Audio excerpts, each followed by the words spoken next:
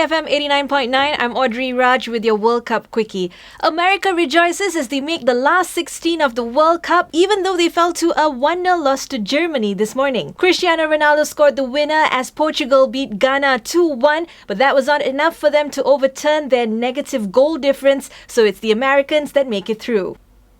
Algeria, meanwhile, progressed from Group H after holding Russia to a 1-1 draw. They go in place of South Korea, who were beaten 1-0 by Belgium, the Group H winners. So we now know all the teams that make up the last 16.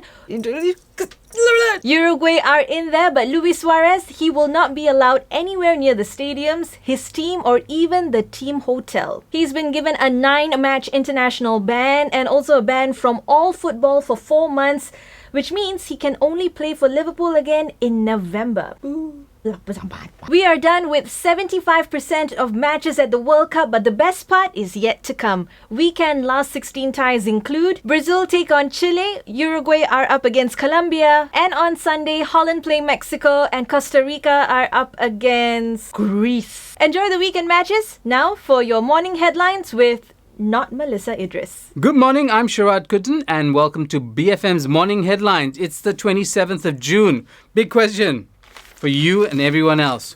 Who is happy in Malaysia, right? Who is happy? Well, apparently the folks out in Baling Kedah are the happiest. And this is part of something called the Malaysian Urban Rural Indicator Network for Sustainable Development. If you could say that at all, you'd probably be very happy too. So the happiness index places Baling, if you remember, just 4 decades ago, they were a very unhappy place and a very famous protest took place in Baling. But now they're the happiest. And who else is happy? Let me just show you. Look at her.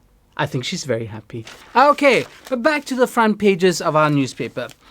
Taking on the world. A very happy prognosis of Malaysia's future that includes from the production of world-class caviar to a port that will rival Rotterdam, Singapore, and everything in between. Yes, that's what the Prime Minister is saying. He's trying to inspire us. It's one of those pep talks and is on the front pages of the New Straits Times. So I'm not quite sure if that's news, but it certainly is a nice bit of propaganda. Speaking of propaganda, militants are fighting in the Syrian theatre of war. Malaysians who have gone to find a shortcut to heaven are using Facebook. There you have it, Facebook.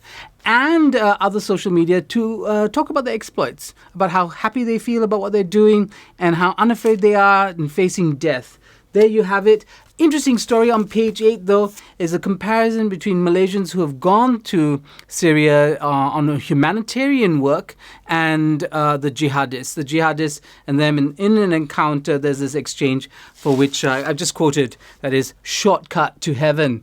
Now, the other thing, which is a shortcut to disaster, political disaster, I think, for the Pakatan government of Selangor, is having our taps run dry again. Yes, folks, taps are running dry for some 700,000 homes, but it's not water rationing. So what is it? And what's happening? Malay Mail has pretty much that too in its front pages. There you have it. It feels like water rationing. Yes, folks, it feels like water rationing. It might even be water rationing, but it's not being called water rationing. So, what's the problem? Well, Sina Harian asked the same question. There you have it. Mana satu betul? Is the state government right in its assessment of the water problems, or is Syabas correct? That's the question that Sina Harian asks. Also, on page 8, a story about the changing nature and shape of religiosity in Malaysia. A speaker and evangelist from a foreign land has come. 10,000 people turned up to listen to Numan Ali Khan. Yeah?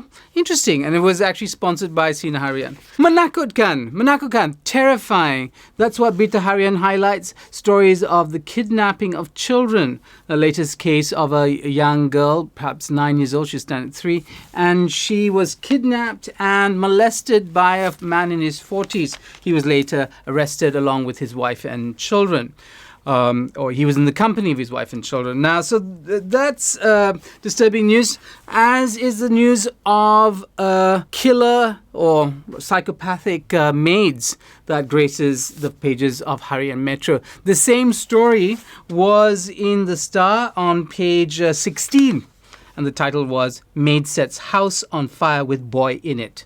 Rather prosaic, to the point, not half as terrifying as the headline in Harian Metro. So that's all we have. And before I go, there's Utusan and its front page, KPD and KKD Persoal. I want to Persoal the headline. I mean, why would you put an acronym like this? Who really knows what it is? It's actually the Ministry of Domestic Trade and something or other.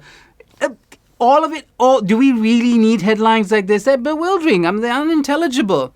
Thank you so much, Utusan Malaysia. And the word of the day is menakutkan. Menakutkan. Even as you smile, remember, behind it lies terror. So that's my little Suarez overbite there. You see? There you have it. Thank you so much for joining me. It's been BFM's Morning Headlines. I'm Sharaad Kuttan, BFM 89.9.